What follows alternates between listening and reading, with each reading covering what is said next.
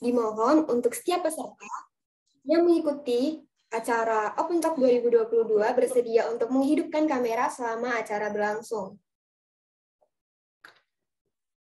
Oke, baik. Memasuki acara yang pertama, yaitu pembukaan. Marilah kita buka acara pada pagi hari ini dengan berdoa bersama menurut agama dan kepercayaan masing-masing. Berdoa dimulai.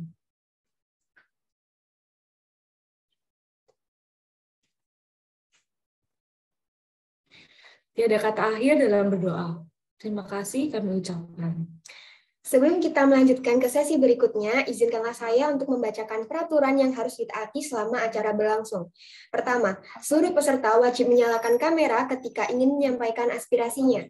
Kedua, tidak berkomentar sara dan spam di kolom komentar. Ketiga, peserta diwajibkan raise hand terlebih dahulu sebelum mengajukan pertanyaan. Dan yang terakhir, peserta yang ingin memberikan tambahan pertanyaan, sanggahan maupun saran diperbolehkan apabila masih ada waktu. Acara selanjutnya yaitu sambutan. Sambutan yang pertama dari Ketua Pelaksana Open Talk 2022 kepada Kak Rohmat Ubaidillah, kami persilahkan.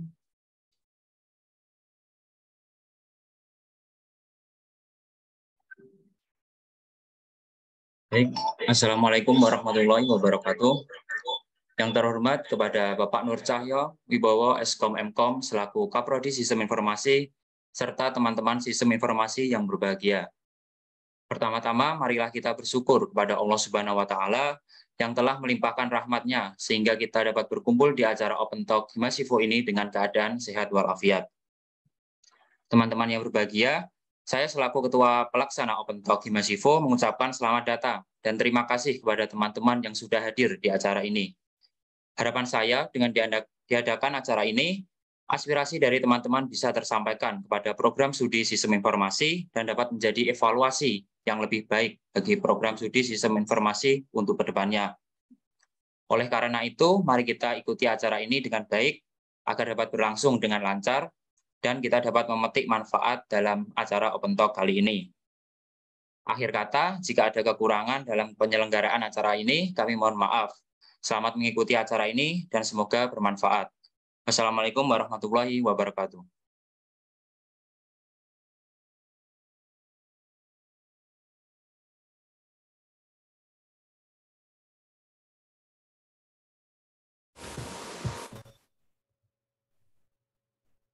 Sambutan selanjutnya dari Koordinator Program Studi Sistem Informasi, Bapak Nur Cahyo Wibowo, Eskom Mkom.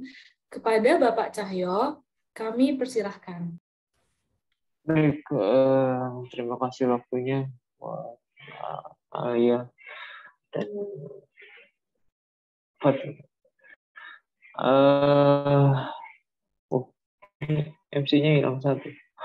Muncul lagi. Ya, saya sangat senang sekali dengan adanya acara seperti ini. Ya, agenda Open Talk yang oleh Hima menjadi agenda rutinnya untuk kita saling sharing informasi ya, baik dari prodi ke mahasiswa maupun sebaliknya terkait hal yang terjadi di lapangan untuk disampaikan ke prodi. Jadi sekedar informasi saja bahwa di masa-masa sebelum pandemi agenda Open Talk ini kita laksanakan secara offline ya, mengundang Bapak Ibu dosen yang lain juga, tidak hanya saya. Kemudian juga ada perwakilan dari mahasiswa maupun juga dari pengurus Hima dan BLJ. Jadi ini forum atau kegiatan yang sifatnya feedback, masukan-masukan begitu ya, saran-saran yang nantinya bisa dieksekusi oleh prodi, yaitu dalam ruang lingkup tupoksinya, atau bisa kita teruskan nanti, kita laporkan ke pimpinan di atas kita, yang bisa disebut dengan UPPS, ya, unit pengelola program studi, atau dalam konteks kita adalah fakultas.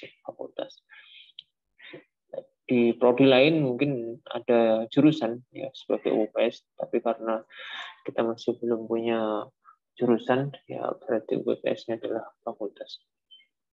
Ya, saya ucapkan terima kasih banyak buat Himasifu yang sudah menginisiasi kegiatan ini. Jauh-jauh hari sudah membuat appointment, surat-surat undangan pemberitahuan dan seterusnya kepada saya, termasuk juga mungkin teman-teman PLG yang hadir, plus para mahasiswa yang ya di sela-sela kesibukannya masih bisa join ya di forum ini, meskipun saya lihat jumlahnya juga tidak terlalu banyak. Ya, saya kira itu untuk sambutan pembuka dari saya. Semoga acaranya berjalan lancar, banyak hal-hal yang bisa kita diskusikan dan kita saling sampaikan nanti. Sekian dari saya. Terima kasih sebelumnya. Saya kembalikan ke MC. Assalamualaikum warahmatullahi wabarakatuh.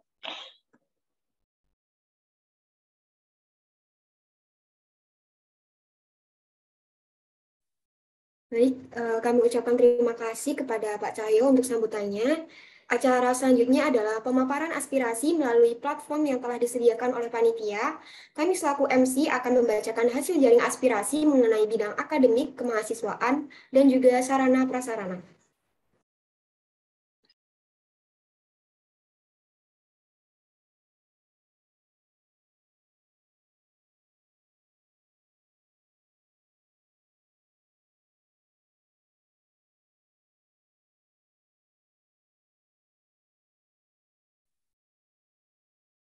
Berikut mengenai hasil jaring aspirasi yang telah terkumpul melalui Google Form dari KM-SIFO Angkatan 2021 dan 2022 mengenai bidang akademik, sarana dan prasarana, dan bidang kemahasiswaan.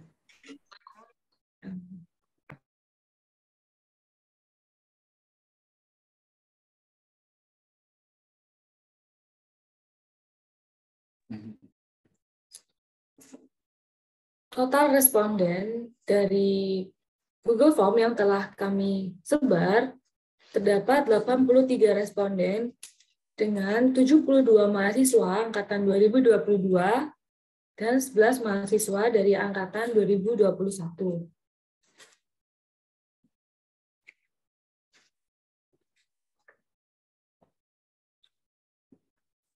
Selanjutnya, pada bidang akademik.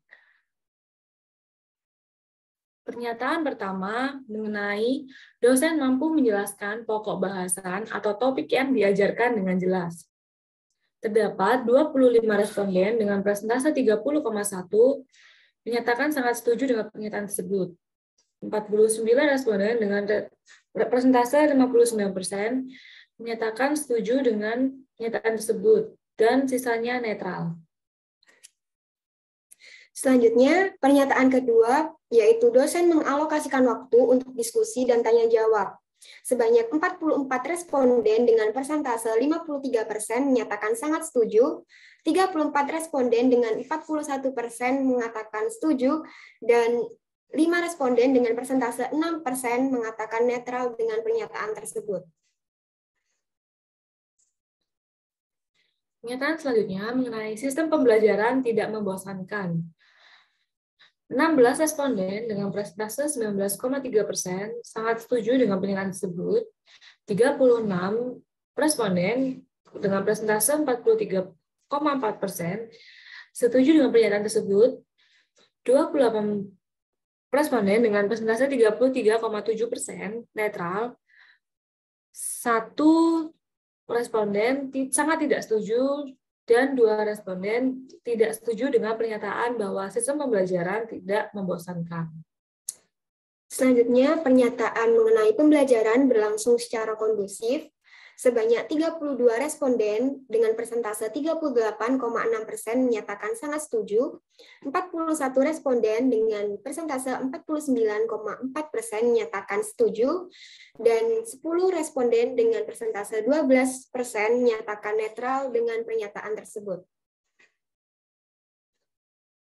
Selanjutnya, pernyataan mengenai dosen mengajar secara tepat waktu.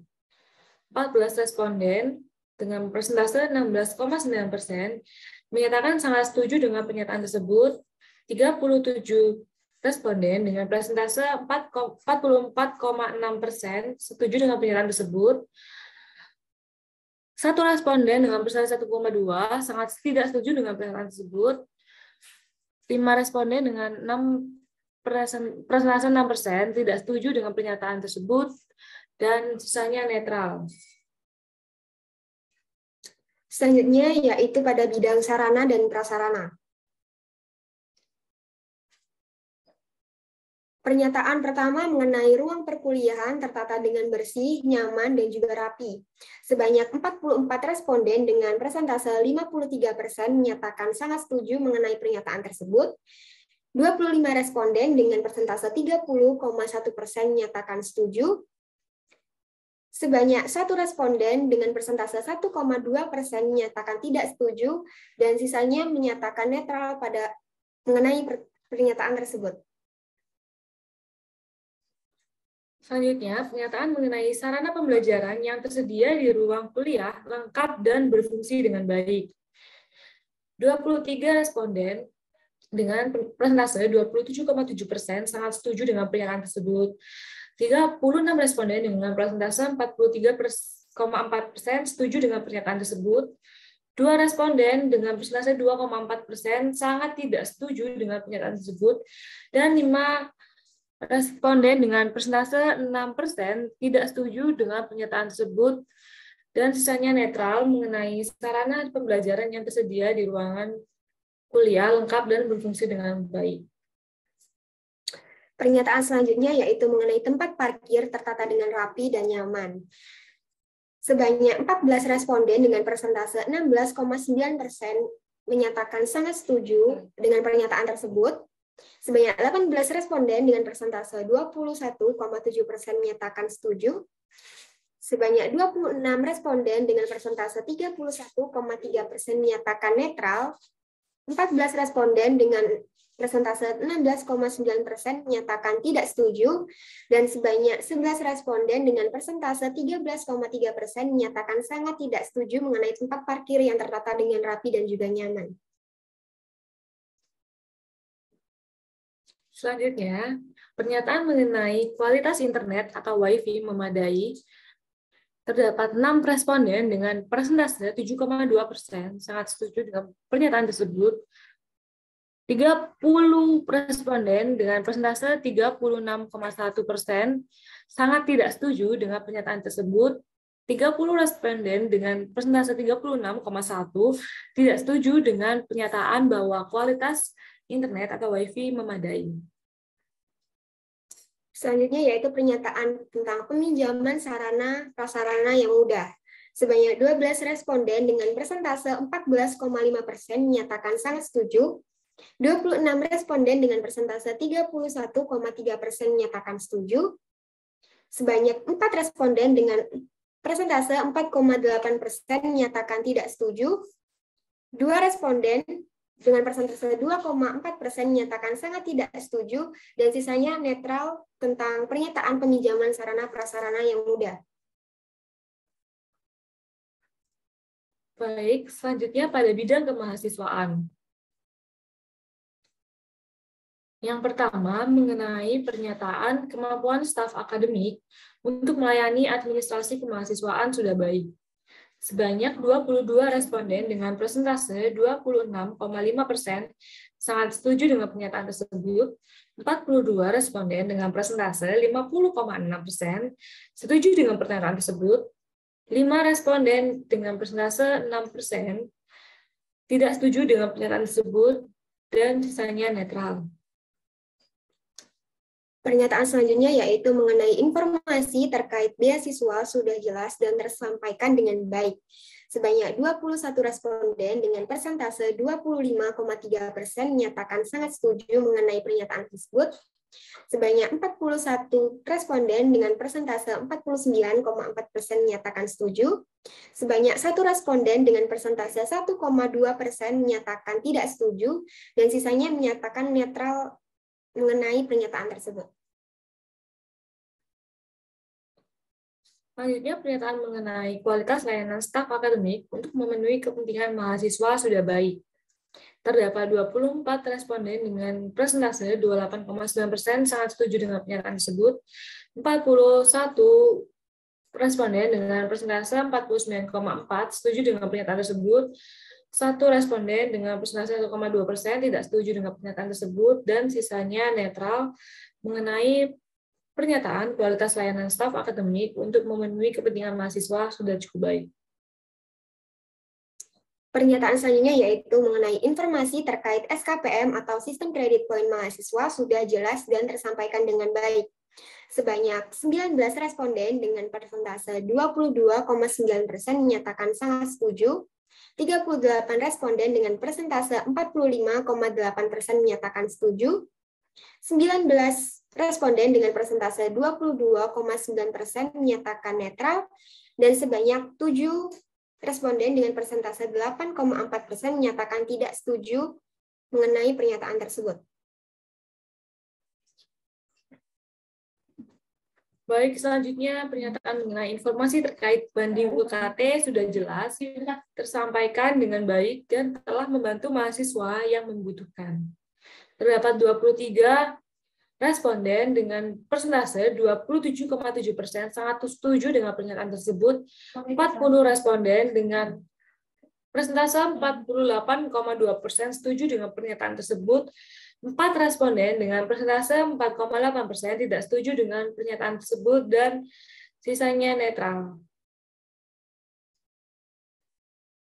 Baik, terima kasih. Itu tadi adalah mengenai hasil jaring aspirasi yang telah kami kumpulkan kepada KM-SIFO angkatan 2021 dan 2022. Baik, acara selanjutnya sekaligus menjadi acara inti kita pada pagi hari ini, yaitu diskusi mengenai bidang akademik, kemahasiswaan, dan juga sarana prasarana bersama Bapak Nur Cahyo Wibowo, Eskom-Emkom. Kepada Kak Ferika Bayu selaku moderator, waktu dan layar dipersilahkan. Baik, saya ucapkan terima kasih kepada MC atas kesempatan yang telah diberikan. Saya ucapkan selamat pagi kepada seluruh teman-teman yang hadir pada sesi Open Talk hari ini. Yang kami hormati Bapak Nur Cahyo Wibowo Eskom-Emkom selaku Koordinator Program Studi Sistem Informasi, serta yang kami banggakan, keluarga mahasiswa Sistem Informasi, seluruh panitia dan juga seluruh pengurus Hima-SIFO dan BLJ periode 2022 yang hadir pada acara hari ini. Sebelum sesi diskusi ini dimulai, perkenalkan saya Ferika Bayu sebagai moderator yang akan memandu jalannya sesi diskusi Open Talk hari ini. Sebagai awalan, saya akan membacakan beberapa pertanyaan yang telah dihimpun oleh teman-teman dari Departemen Advokesma melalui formulir yang sudah disebar. Berdasarkan hasil penyebaran formulir, dapat diketahui terdapat 12 pertanyaan yang terbagi menjadi 2 topik utama, yaitu topik akademik dan topik kemahasiswaan. Untuk memulai sesi diskusi hari ini, saya akan membacakan pertanyaan pada topik akademik satu persatu dimulai dari proses pelaksanaan KRS. Sebelumnya, izinkan saya untuk menyapa pemateri kita hari ini. Selamat pagi, Bapak Cahyo. Pagi, Ferika. Selamat pagi, Bapak. Kayaknya Open Talk yang dulu sama Ferika juga ya? Terakhir kali saya sempat berbincang dengan Bapak pada sesi sosialisasi PKM, Bapak. Kali ini kita bertemu lagi. Betul. Bagaimana kabar Pak Cahyo hari ini? Alhamdulillah. Alhamdulillah. Baik-baik semua. Baik, Bapak.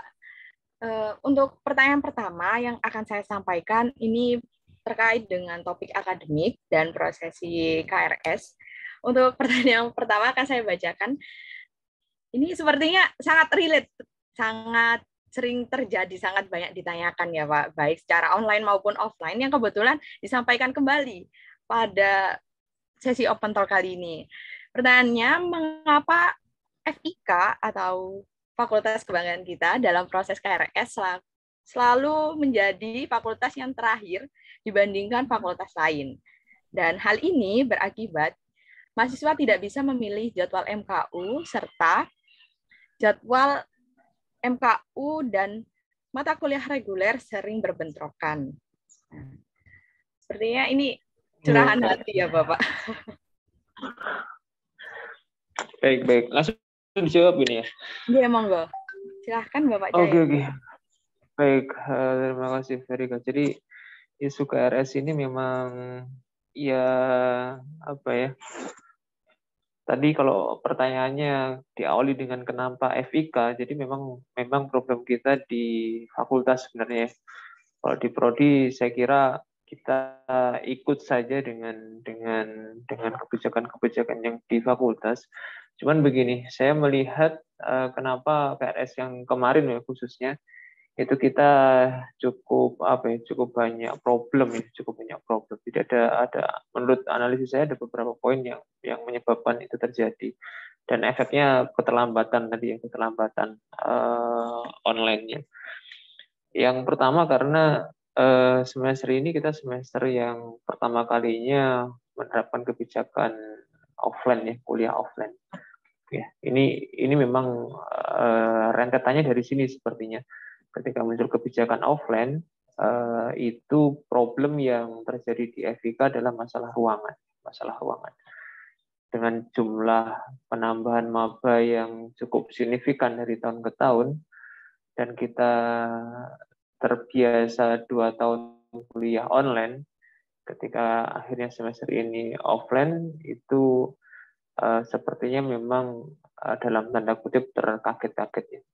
Persiapan kita kurang cukup baik untuk mengantisipasi masalah-masalah terkait perkuliahan secara offline. Jadi saya kira problemnya ada di masalah ruangan. Jadi jadwal itu sudah disiapkan oleh prodi di awal-awal masa KRS dibuka. Itu jadwal sudah kami siapkan.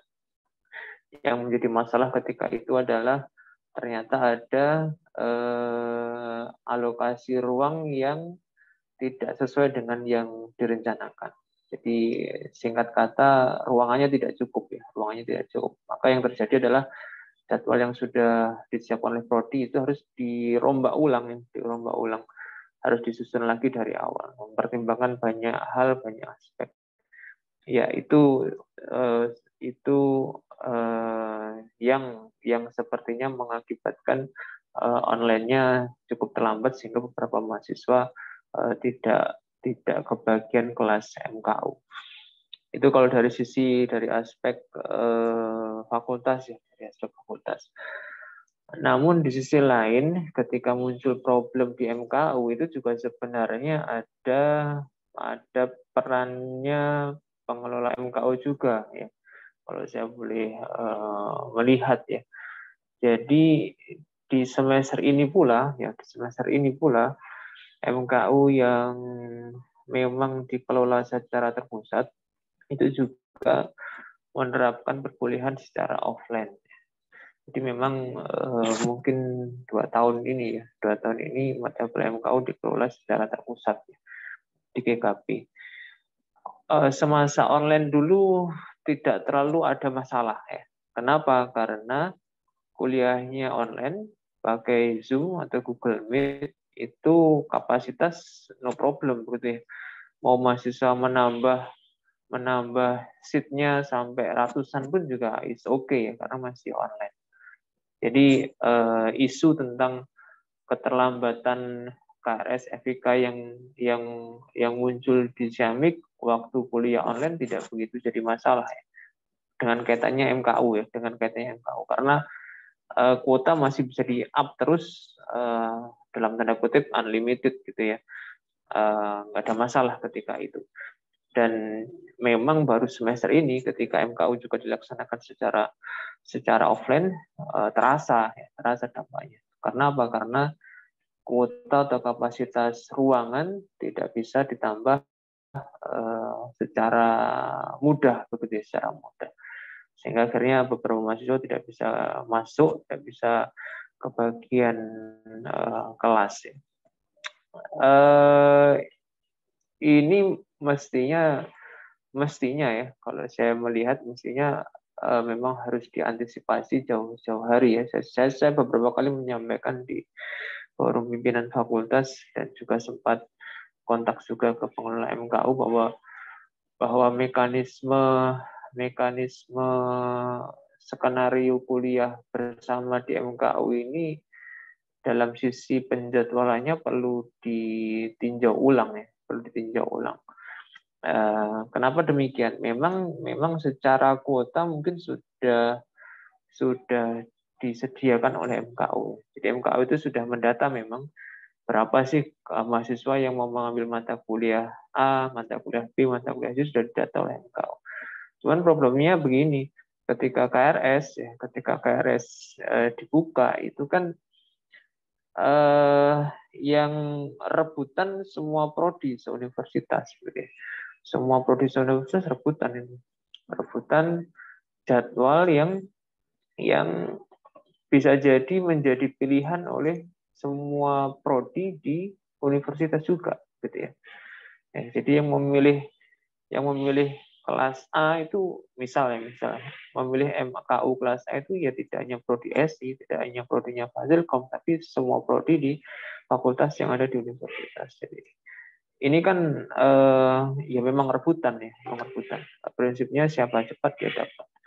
Dan kebetulan waktu EKRS kemarin FIK online-nya agak terlambat sehingga sisa-sisa saja yang bisa diakses oleh mahasiswa.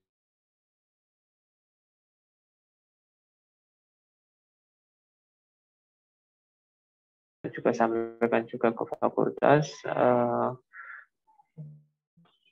memang bagus ketika MKU itu bisa tersentral.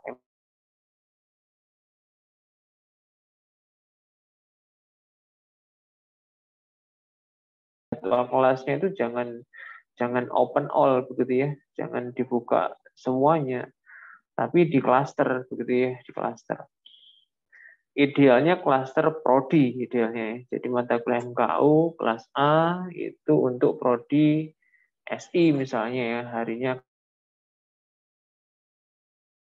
ketika sudah ada plot untuk jadwal MKU ya prodi tinggal menyesuaikan ya. Mahasiswa aman ya karena kuotanya sudah terkapling ya, sudah disediakan coupling ya. Kalaupun per prodi susah ya setidaknya per fakultas misalnya ya. Fakultas Ilmu Komputer misalnya jadwal mata kuliah MKUA itu di hari apa, jam berapa, sesi berapa. Itu lebih memudahkan ketika nanti kita yang di prodi, kita yang di fakultas itu untuk menyusun jadwalnya. Yang terjadi kan tidak. Jadi MKU mengeluarkan jadwal yang semuanya diakses oleh semua mahasiswa se-universitas. Ya, akhirnya rebutan jadwal. Nah, ini catatan yang saya sampaikan ke pengelola, ke pimpinan, supaya ada ya peninjauan ulang terkait penjadwalan MKU. Sehingga bisa sinkron nanti antara jadwal di fakultas, di prodi dengan mata kuliah umum yang dikelola di GKP. Mungkin itu sedikit yang saya ketahui terkait dengan problem KRS yang kemarin. Dan KRS itu per fakultas ya. Jadi memang pengelolanya di fakultas, tidak bisa prodi mengajukan sendiri secara online ya bisa. Jadi fakultas menghimpun dari prodi-prodi jadwalnya, baru kemudian di-online-kan secara bersama-sama. Ya, masalah keterlambatan tadi KRS, ya kalau saya coba tarik benang merahnya adalah masalah ketersediaan ruangan, efek dari kebijakan kuliah luring. yang jujur memang sepertinya belum begitu baik kita mengkalkulasinya ya, mengantisipasi. Jadi kita masih ya karena mungkin pengalaman pertama gitu ya semester ini untuk berkuliah secara luring, sehingga ada hal-hal yang di luar perkiraan ya, di luar perkiraan. Terkait dengan MKU, ini beberapa hari terakhir sedang dicarikan solusinya oleh fakultas ya, supaya SKS-nya mahasiswa yang masih kurang bisa terpenuhi. Mungkin teman-teman juga sudah mendapat informasi pendataan SKS yang masih kurang ya, khususnya untuk mahasiswa baru 2022. Saya kira itu, Verika. Baik, terima kasih Pak Cahyo atas penjelasannya. Ternyata memang trouble-nya ini kalau dilihat sangat rumit ya Pak ya. Karena nggak hanya melibatkan fakultas saja, melainkan juga melibatkan satu universitas. Dan apabila kita kembalikan lagi bahwa keputusan dalam proses KRS yang melibatkan MKU ini nggak hanya menjadi keputusan prodi maupun fakultas aja yang bisa menangani. Selebihnya kita masih bertanya-tanya akan bagaimana lagi kebijakan KRS untuk MKU ini pada semester selanjutnya. Harapannya ke depannya mungkin dapat lebih baik ya Pak ya. Ya Bapak, monggo. Jadi memang tadi saya sampaikan perlu ditinjau kembali ya kebijakan penjadwalan khususnya yang MKU. Sekedar cerita saja, dulu sebelum ada GKP itu MKU diberikan langsung ke prodi ya. Jadi mekanismenya agak berbeda dengan yang sekarang. Jadi dulu itu UNIF mendistribusikan langsung ya, dosen ABC itu dikirim ke prodi untuk mengajar MKU-nya kapan. Jadi memang sporadis memang ya, sporadis. Tetapi secara jadwal lebih aman karena memang dosen MKU itu sudah dikapling ke prodi-prodi tertentu, disebar oleh biro akademik ya, disebar ke prodi-prodi.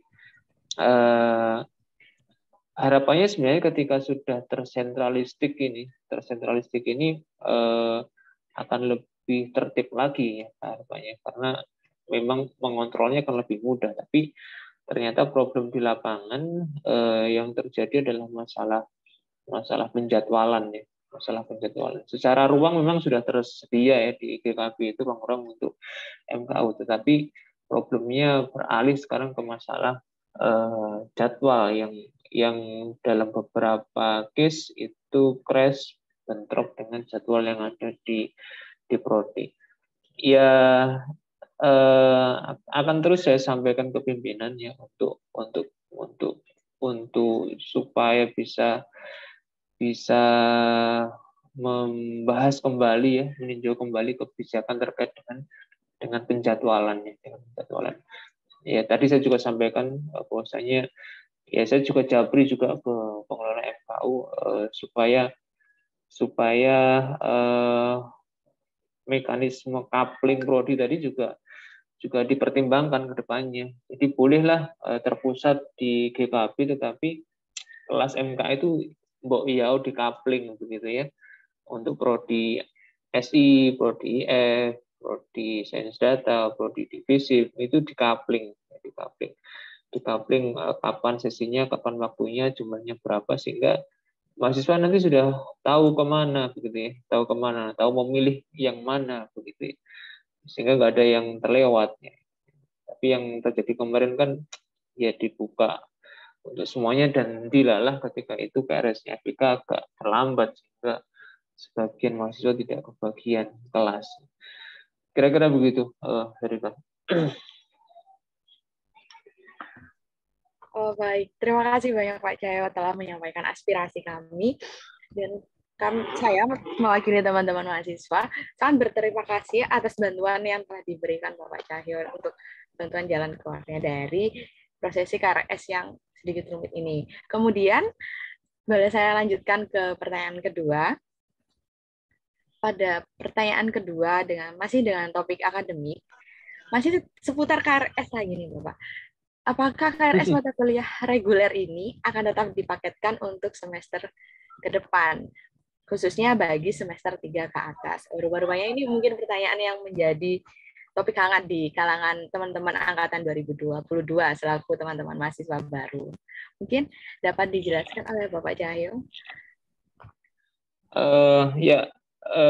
Beberapa mahasiswa sempat japri juga ke saya terkait dengan paket ini.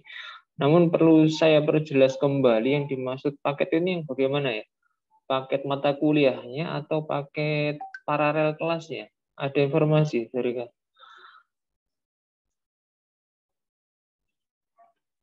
Mengenai paket ini tidak secara rinci sih Pak, tapi dari yang saya dapat ini terfokus pada mata kuliah regulernya. Iya, begini. Jadi kalau yang masuk ke saya itu yang dimaksud paket itu adalah paket. Kalau mata kuliah saya kira clear ya, kita sesuai dengan kurikulum. Jadi kalau yang disebut paket semester ya sudah satu paket itu mata kuliahnya. Tidak menutup kemungkinan nanti di semester 3 untuk mengambil mata kuliah di semester atas ya, di semester 5, semester 7 yang tidak terdapat mata kuliah prasyarat bisa diambil, atau yang sudah disiapkan prodi ya, press program misalnya mata kuliah semester genap kita buka di semester ganjil ya. Biasanya juga begitu kita buka juga. Itu kalau paket ya, paket mata kuliah. Tapi yang beberapa kali masuk ke saya itu paket paralelnya. Jadi ada aspirasi gitu ya, ada request dari mahasiswa, Pak boleh nggak mahasiswa itu mengambil mata kuliah yang beda paralelnya, beda kelasnya. Artinya mata kuliah X diambil paralel A, mata kuliah Y diambil paralel B, dan seterusnya. Jadi mix begitu ya. Ya,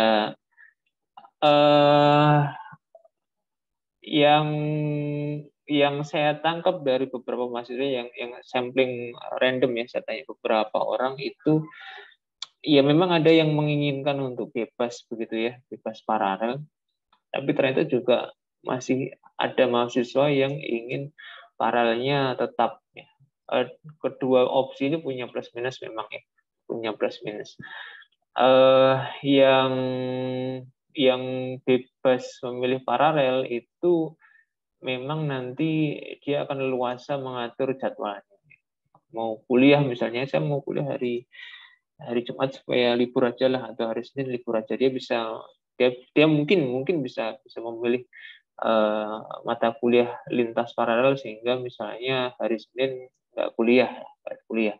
Itu mungkin ya, mungkin begitu sisi positifnya. Tapi sisi negatifnya adalah sama seperti kasusnya MKU tadi, nanti akan rebutan pasti akan rebutan mahasiswa mengamankan jadwalnya masing-masing. Nah ini kan rebutan. Efek dari rebutan apa? Efeknya ada teman-temannya yang mungkin nggak akan kebagian kelas. Kenapa? Karena sisa-sisa itu akhirnya crash.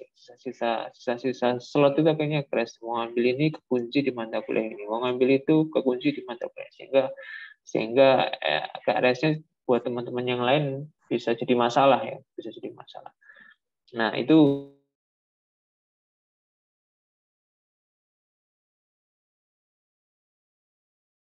dengan seperti itu, beberapa mahasiswa yang saya tanya, Pak lebih baik tetap paketnya saja sama Pak, kalau kelas A ya kelas A semua, kelas B semua, karena menghindari risiko yang seperti itu tadi.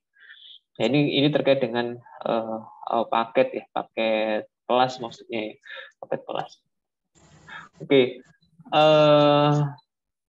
Namun memang saya masih berencana ya, prodi masih berencana sampai di semester 4 nanti ya, sampai di semester 4 nanti itu masih paket kelas.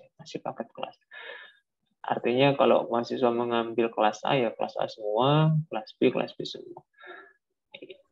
Kenapa demikian ya? Karena tadi meminimalkan terjadinya kekurangan kuota ya. Jadi meminimalkan, karena sudah kita prediksi dari awal berapa kuotanya kita sudah tahu. Kemudian yang kedua, karena jadwal kuliah itu sejauh ini ya, kalau mahasiswa mengamati itu kami susun sejalan begitu ya. Kalau kelas A kuliah, kelas A, B, C, D, E, F itu juga kuliah. Jadwal yang di mata kuliah reguler kami rancang begitu. Ya. Jadi kalau kelas C ada kuliah, maka kelas A, B juga ada kuliah. Sehingga kalau mau mengubah kelas itu ya sebenarnya nggak ngefek juga, karena ya pasti sama-sama kuliah. Sementara jadwal kami susun begitu, kami rancang begitu. Oke.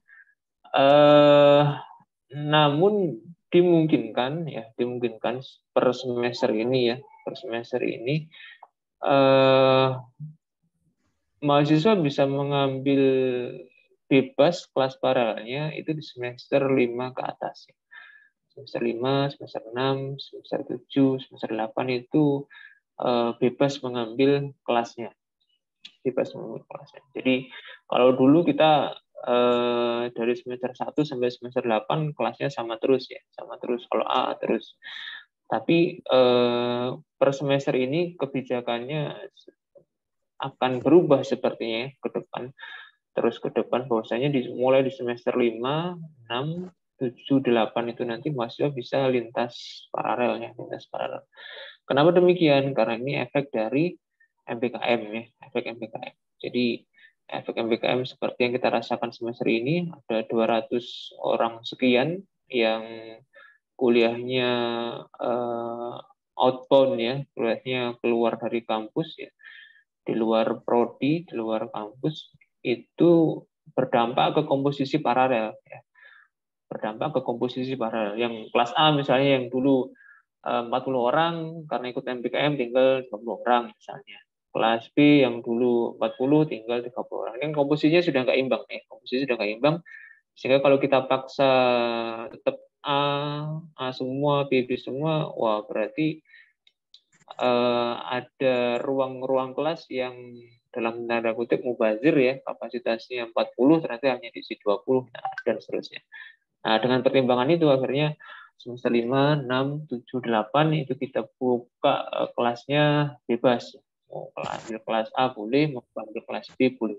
Karena praktis di angkatan 20 sama 19 ini ya tinggal 20-nya tinggal 2 kelas. 20-nya tinggal 2 kelas. Yang semula 4 kelas tinggal 2 kelas. Yang 19 yang semula 2 kelas tinggal, yang semula 3 kelas tinggal 1 kelas. Jadi ya ini dampak dari MBKM sehingga kebijakan paket kelas itu bisa kita bebaskan di semester 5 ke atas. Mungkin itu dari Kak. Baik, terima kasih banyak Pak Cahyo untuk jawaban mengenai paket dari KRS mata kuliah ini. Selanjutnya Bapak ada pertanyaan yang menurut saya cukup unik.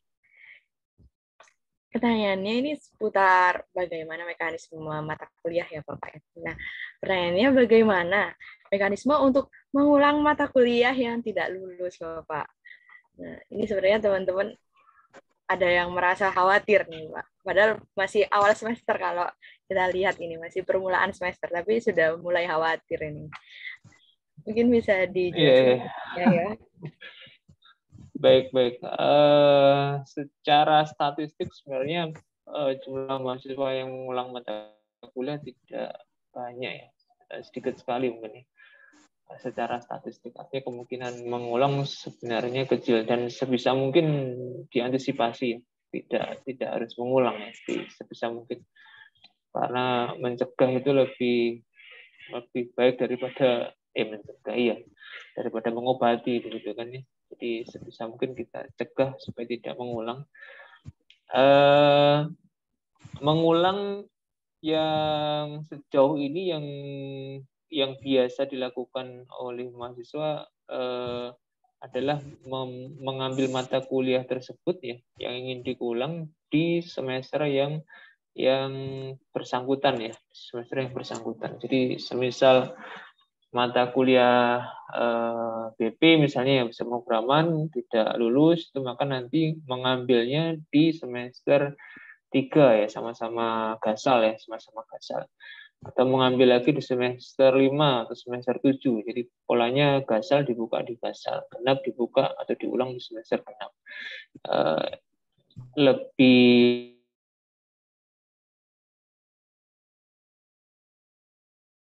ulang mata kuliah. Yang mungkin juga perlu saya sampaikan juga di pertemuan kali ini, mengingatkan kembali bahwa menurut Perter yang terbaru ya, Perter 9 tahun 2020,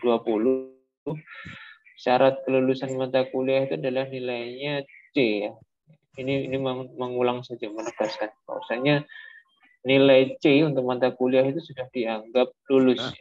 Tapi tidak bisa cum laude ya, tidak bisa cum laude. Jadi kalau mahasiswa berencana cum laude ya jangan ada nilai C di transkripnya. Tapi kalau sekedar syarat lulus, nilai C sudah lulus ya, nilai C sudah lulus. Dan sepengetahuan saya tidak sulit sebenarnya kalau untuk mendapat sekedar nilai C itu tidak terlalu sulit ya.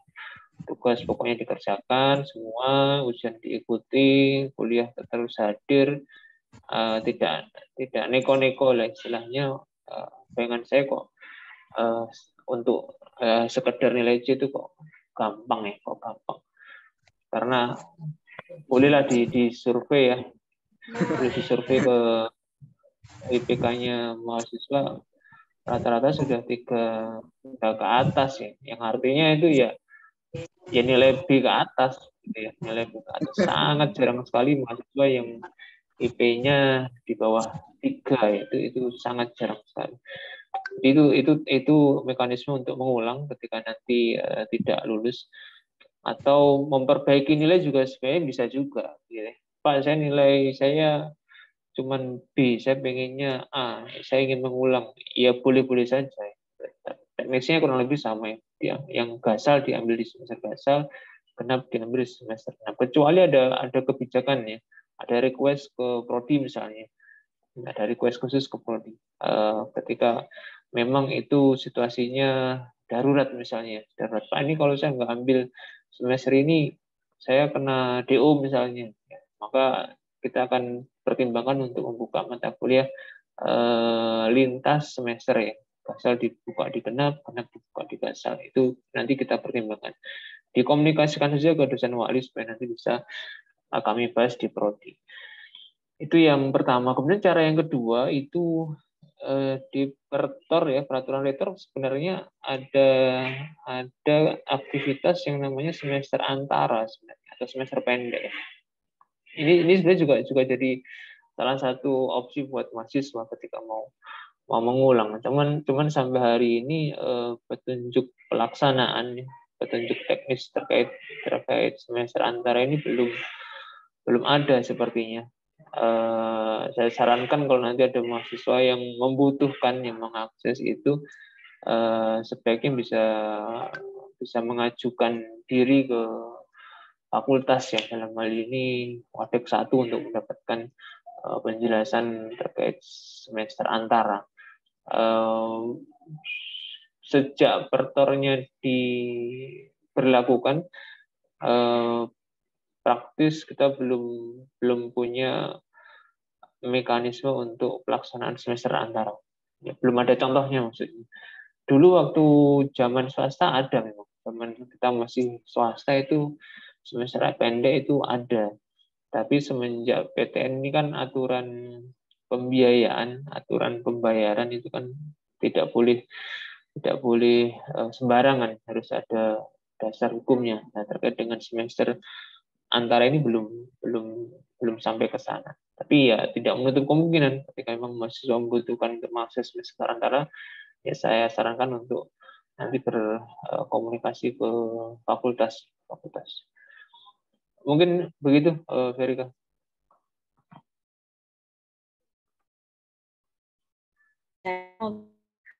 Mengenai semua mata kuliah. Selanjutnya terdapat pertanyaan terakhir pada topik akademik yang akan menutup sesi tanya jawab untuk topik akademik. Pertanyaannya, apakah syarat kelulusan bagi prodi sistem informasi, apakah harus mengikuti magang atau PKL, atau adakah ketentuan-ketentuan tertentu seperti skor TOEFL, KKN, atau yang lain? Nah, ini sepertinya teman-teman mahasiswa sudah semangat mau lulus, Bapak, kalau saya lihat dari pertanyaannya. Ini rata-rata yang jawab Verika aja ya.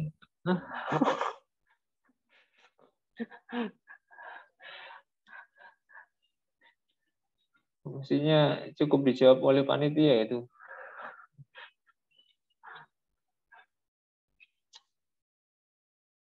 Halo V, Verika ada gangguan sinyal? Senyumnya nggak berhenti-berhenti, nah kan putus ya. MC.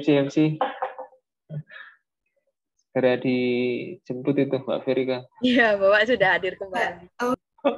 Mohon maaf.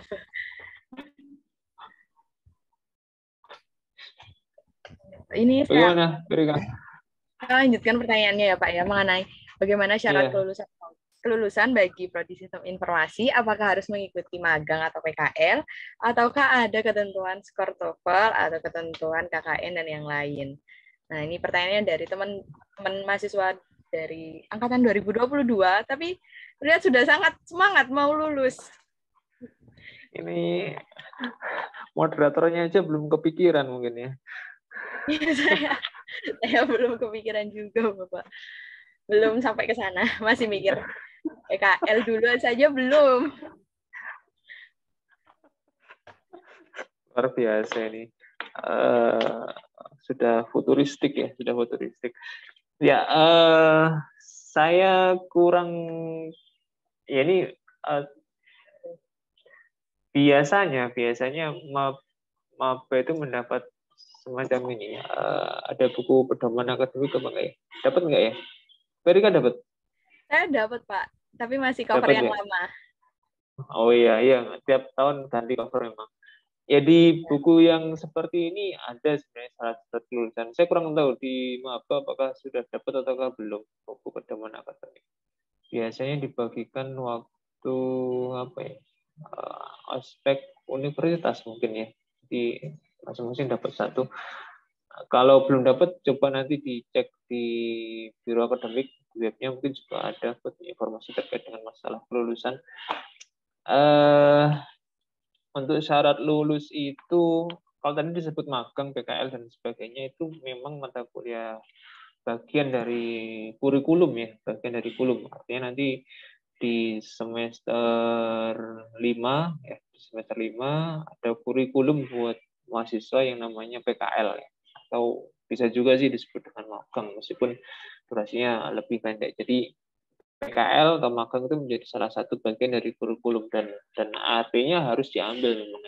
Kalau tidak diambil, tidak ditempuh, ya tidak bisa lulus. Itu wajib ya, sifatnya wajib terkait PKL atau magang. Kemudian TOEFL itu sudah cukup lama diberlakukan syarat TOEFL untuk kelulusan.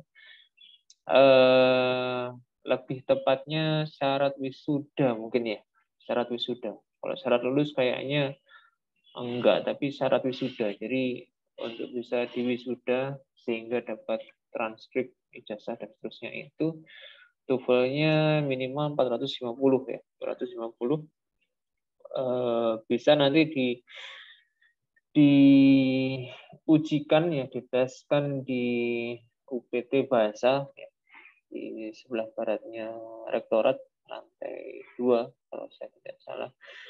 Itu bisa diujikan di sana. Jadi syarat TOEFL 450 ya, 450. Itu untuk syarat TOEFL. Jadi selain PKL, magang, juga ada syarat KKN, yang itu juga menjadi mata kuliah wajib dalam transkrip yang harus muncul. Sehingga kalau belum menempuh KKN, ya nggak bisa lulus, ya nggak bisa lulus. Termasuk nanti juga satu rangkaian dengan skripsi. Skripsi juga merupakan bagian dari mata kuliah wajib yang muncul dalam kurikulum kita dan harus ditempuh dan diselesaikan oleh mahasiswa. Kemudian terkait dengan syarat lulus yang lain itu apa nih ya? Nilai ya, nilai tidak boleh ada nilai D, nilai E, nilai K, itu tidak boleh. Jadi hati-hati buat mahasiswa yang nanti dapat nilai tersebut ya, hati-hati. Itu jangan sampai lupa ya, jangan sampai lupa. Ada pernah ada kejadian Pak kelas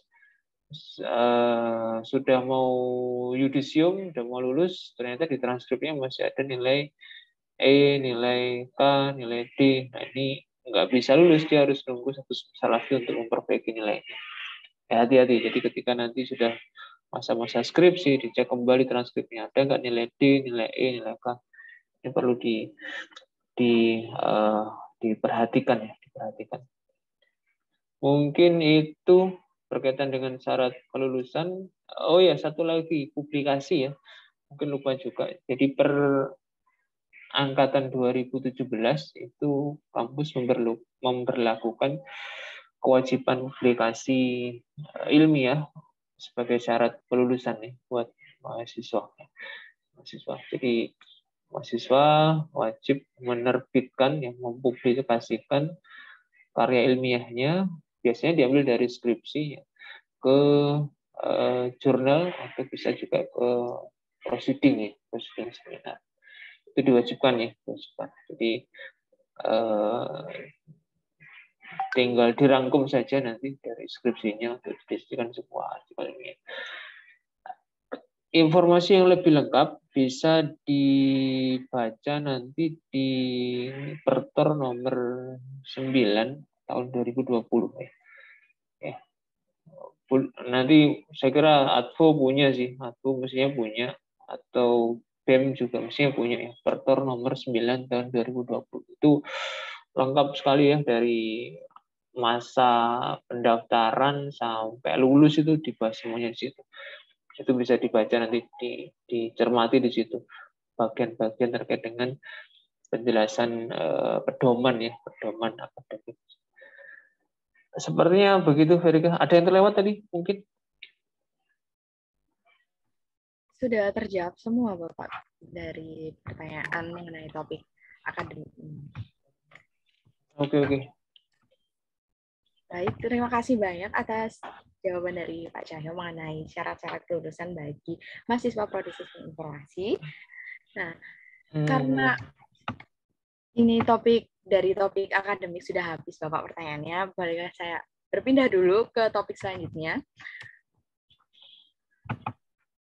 Sebagai bocoran, di topik selanjutnya ini topik mengenai kemahasiswaan, sering kita jumpai.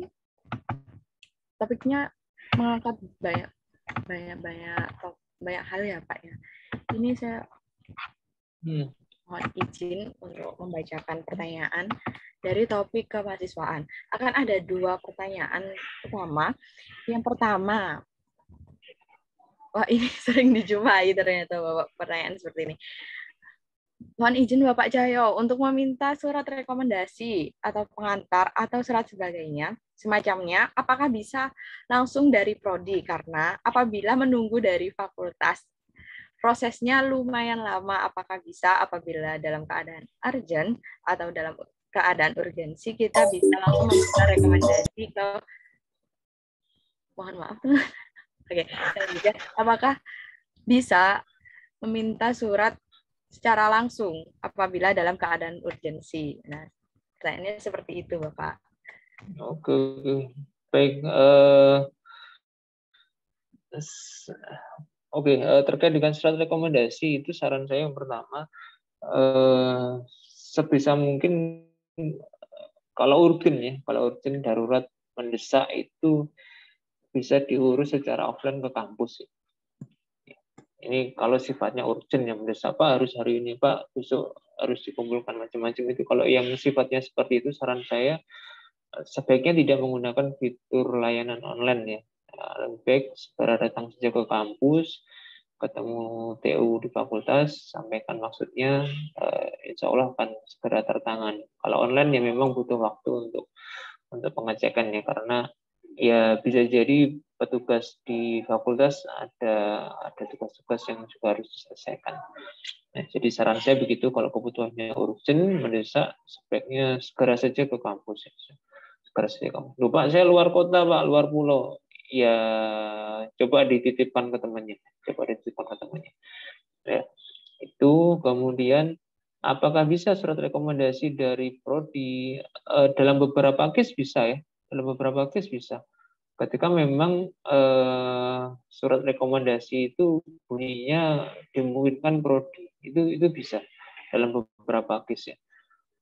Tidak mensyaratkan harus fakultas ya. Beberapa waktu yang lalu, seingat saya pernah memberikan rekom-rekom untuk mahasiswa. Bahkan terkait MBKM itu dosen wali pun bisa sebenarnya. Seingat saya ada surat rekom dari dosen wali pun bisa. Kemudian kenapa harus fakultas ya? Kenapa harus fakultas? Secara kebijakan normalnya, defaultnya surat keluar itu yang punya wewenang fakultas. Ini secara kebijakan defaultnya surat yang keluar itu dari fakultas defaultnya, sehingga mengajukan ke fakultas itu adalah pilihan yang paling tepat sebenarnya, paling tepat. Dan secara otoritas stempel bahasa itu fakultas, bukan prodi. Jadi kalau diminta surat rekomendasi yang ada stempelnya, ya otomatis itu berarti nanti mengarahnya ke fakultas, bukan lagi ke prodi. Ya, jadi kira-kira seperti jawabannya. Mungkin surat rekomendasi dari prodi, tapi coba dengan catatan tadi, memang diperbolehkan prodi, tapi ketika nanti harus ada stempel, nah itu tanda bahwasanya surat itu harus diajukan ke fakultas. Dan karena masih diberlakukan cara online, untuk yang seperti itu ya saran saya 2-3 hari diajukan lebih awal ya, via online ke fakultas kalau memang membutuhkan yang surat resmi dari fakultas. Dan sekali lagi kalau butuhnya mendesak, urgent, itu sebaiknya datang ke kampus ya. Begitu, Verika. Baik Pak Cahyo, terima kasih banyak atas jawabannya. Ini mungkin kendala atau aspirasi teman-teman mahasiswa yang aktif-aktif ini, karena yang diminta surat rekomendasi, surat rekom. Oh iya, satu lagi. Ada yang terlupa. Jadi seingat saya fakultas itu yang online ya, yang online itu dibatasi, mungkin nanti bisa dikoreksi ke fakultas, dibatasi hanya sekali ajuan surat rekom dalam semester yang sama ya. Seingat saya, ini case-nya juga terjadi untuk pengurusan transkrip ya. Di mahasiswa kan biasanya minta transkrip resmi dari kampus ya.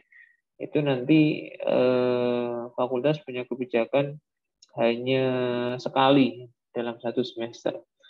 Jadi kalau di semester yang sama, beda bulan, itu request biasanya tidak di ACC. Jadi cukup menggunakan transkrip yang sebelumnya di semester yang sama. Yang rekom kemarin seingat saya juga begitu. Misalnya rekom MBKM misalnya ya. Rekom MBKM itu hanya diberi satu surat seingat saya dalam satu semester. Artinya kalau mahasiswa mau apply di tempat MBKM yang berbeda, dia bisa menggunakan surat rekom yang sudah ada, tidak harus request lagi ke fakultas.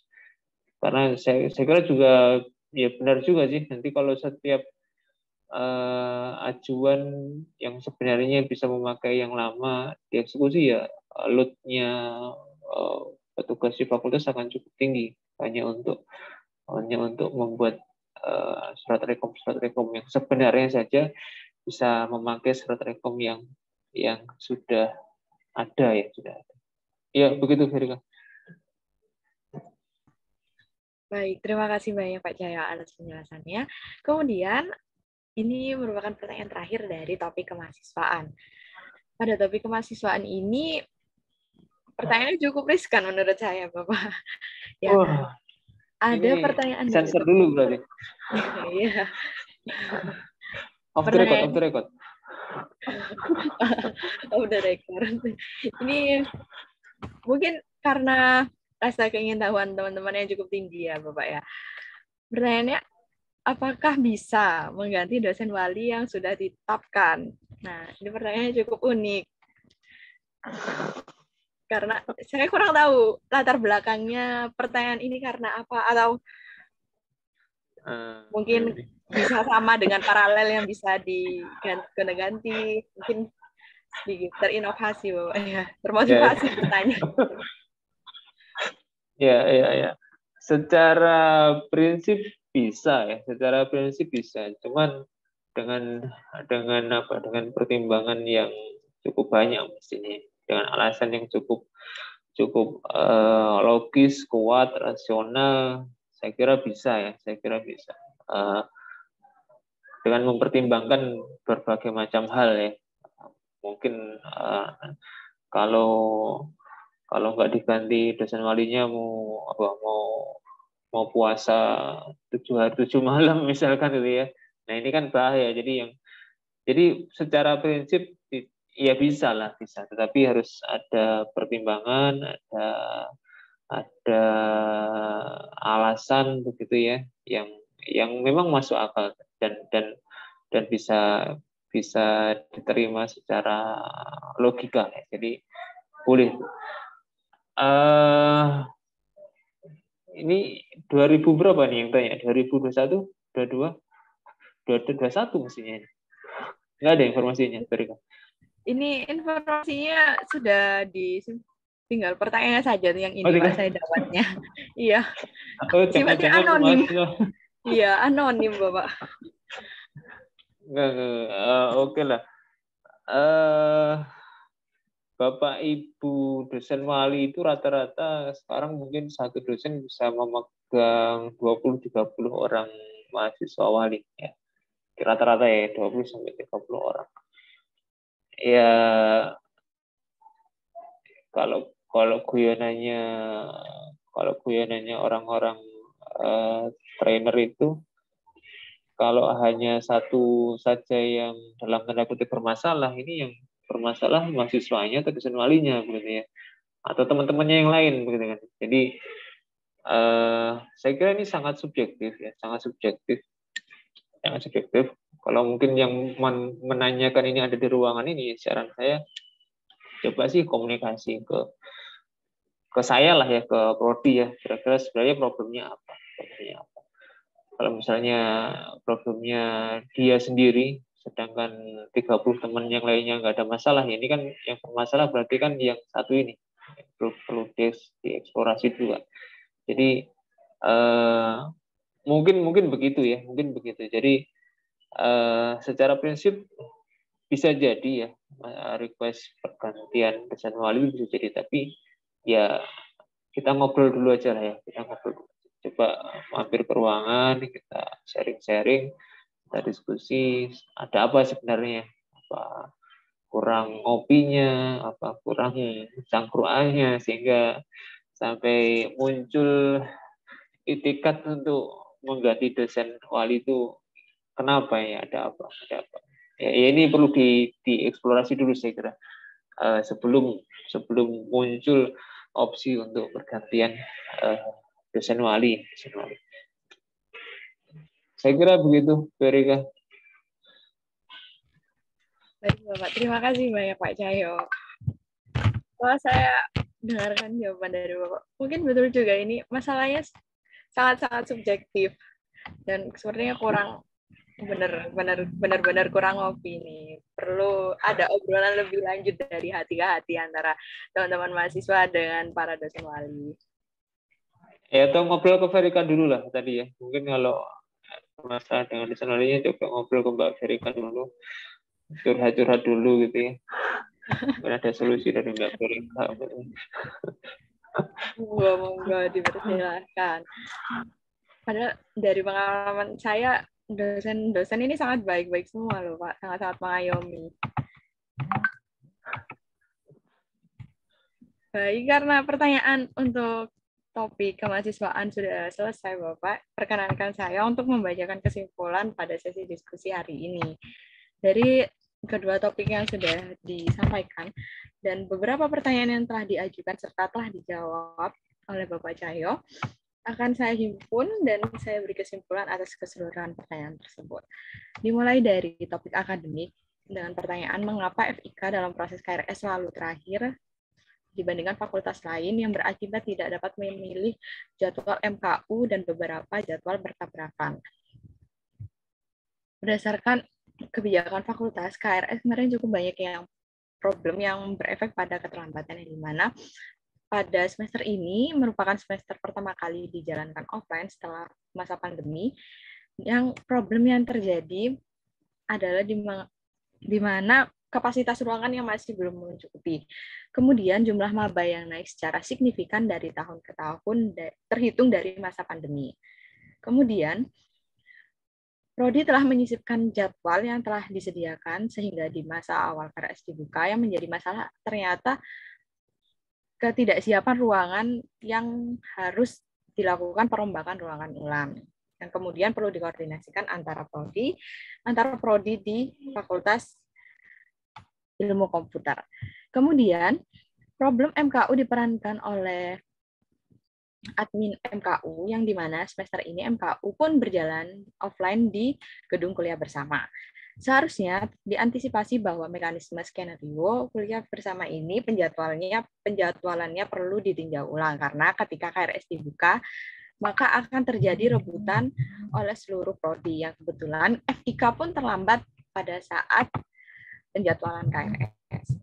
Kemudian usul dari Pak Cahyo kepada MKU dan fakultas, memang bagus jika terpusat, namun disarankan untuk melakukan open audit dan perlu diperhatikan untuk diperlakukannya klaster prodi, sehingga apabila terjadi plot MKU maka mahasiswa dapat memasukkan KRS yang sudah disediakan untuk prodinya masing-masing.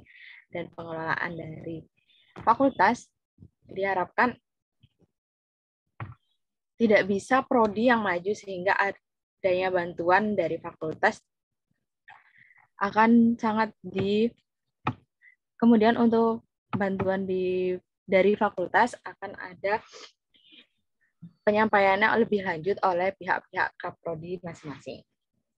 Oke, berikut untuk poin utama dari topik akademik yang menjadi highlight pada Open Talk hari ini.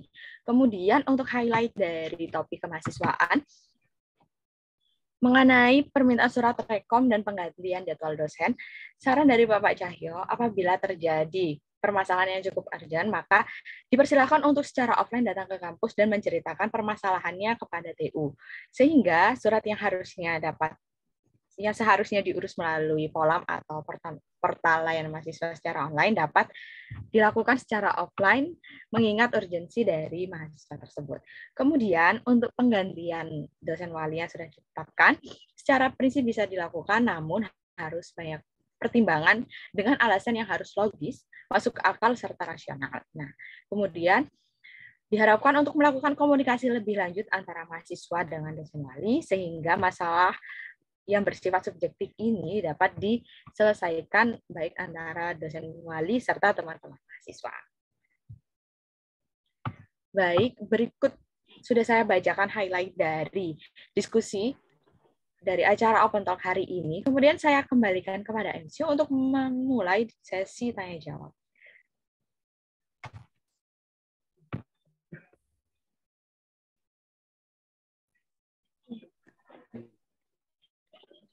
Baik, terima kasih atas sesi diskusi yang telah dilakukan oleh moderator Mbak Verika Bayu dan Bapak Nur Cahyo.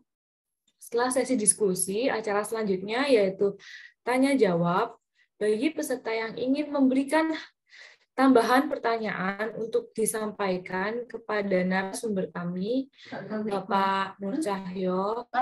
Kami persilahkan untuk raise hand terlebih dahulu dengan mengajukan pertanyaan melalui kolom chat maupun on mic.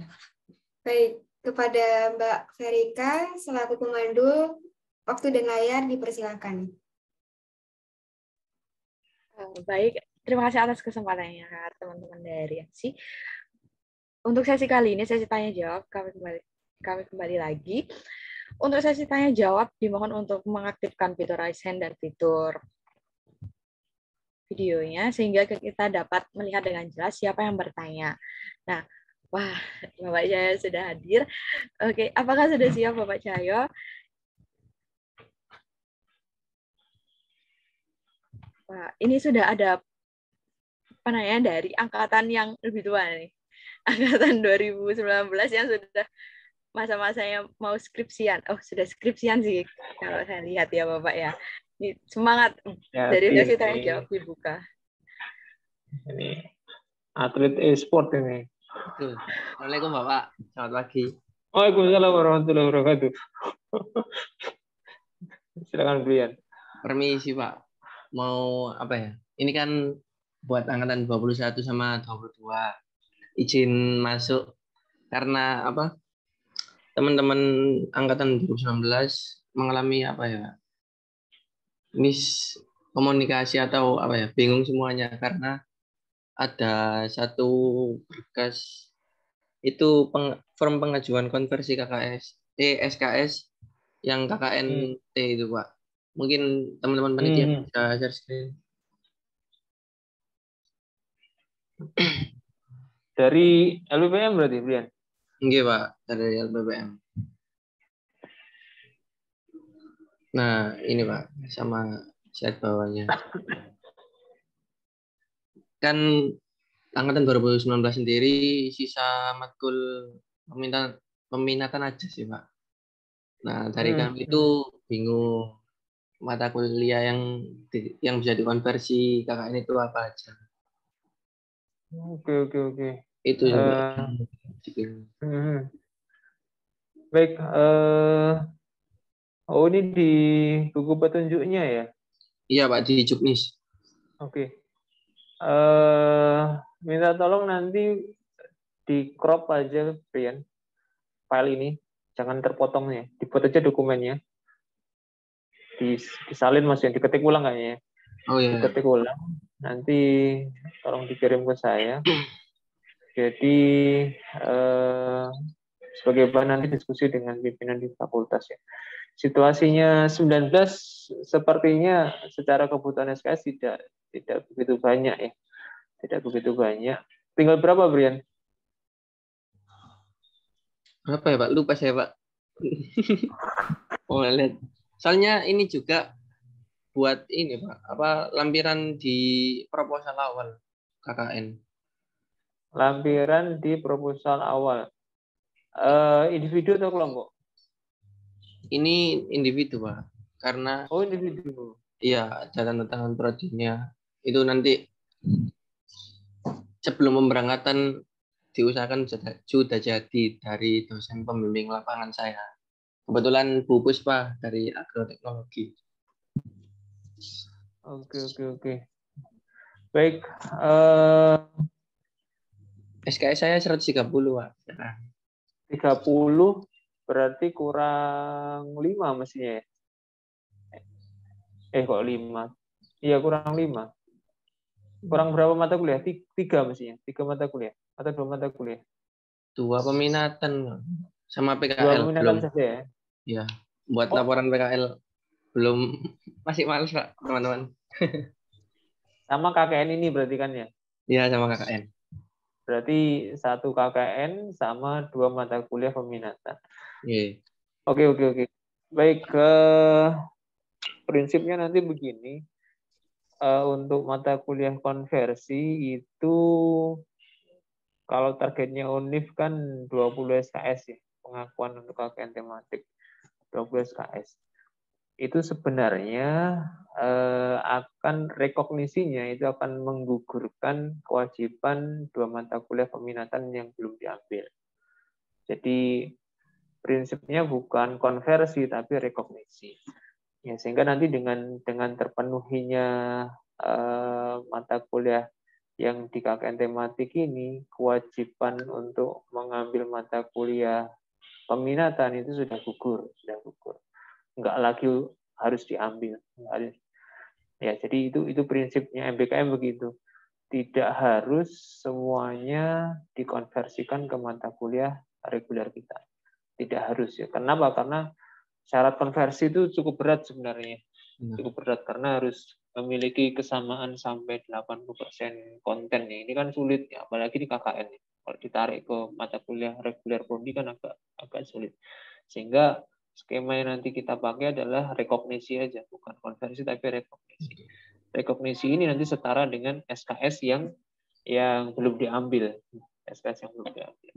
Sehingga nanti kalau saran saya ke teman-teman 2019 yang mengambil KKN, ya dituliskan aja nanti di mata kuliah konversinya yang nomor 1 mestinya KKN reguler ya, KKN 2 SKS, gitu kan.